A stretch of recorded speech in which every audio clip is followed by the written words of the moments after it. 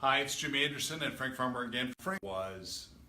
We're talking a lot about fake metal roofs. Can you define what a fake? As we built the metal roofing industry here in Michigan for the last 20 years, we brought it to Michigan. What we're seeing is more and more copycats that are out there, except it's almost buyer beware. People have saved their hard-earned money. They've come in, they've taken a look at what a metal roof is. They don't know all the things that they should be looking for. Matter of fact, if you were to ask them a question such as, so what's the criteria you're looking to choose your metal roof by, they'll generally mention color. Oh, okay.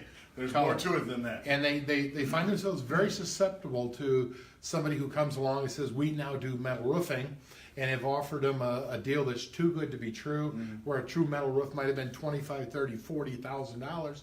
So I says, we can do it for $14,000. Okay. And it's like, oh wow, and they've got green, and only to find out that all the components are missing, that not all the right stuff. So it's where people save their hard-earned money, only to find out they got taken, that 2, 3, 4 years down the road, they're replacing that roof already. Very, very expensive. Yeah, now that you recently documented a story of a couple in the Lansing area. That Sad went through story. this. Yeah. Sad What story, happened? but it happens every day. I'll tell you, Jim, there's not a month that goes by that there's not one of those calls that comes into the company, says, do you fix other people's metal roofs, et cetera, et cetera. Yeah. This one was exactly the same thing. These people called in, had I believe a 4-year-old, 5-year-old metal roof, been leaking since the day it was put on.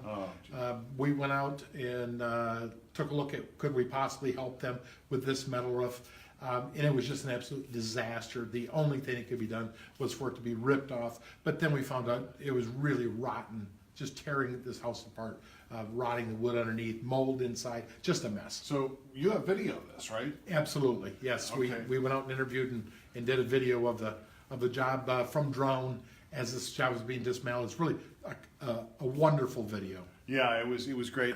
It's linked from this post, and the couple of folks were very gracious to sort of go through this again and relive. Yes. What was it, a 3 or 4 year ordeal after they had this roof installed, the leaking, the mold. I mean, it was bad.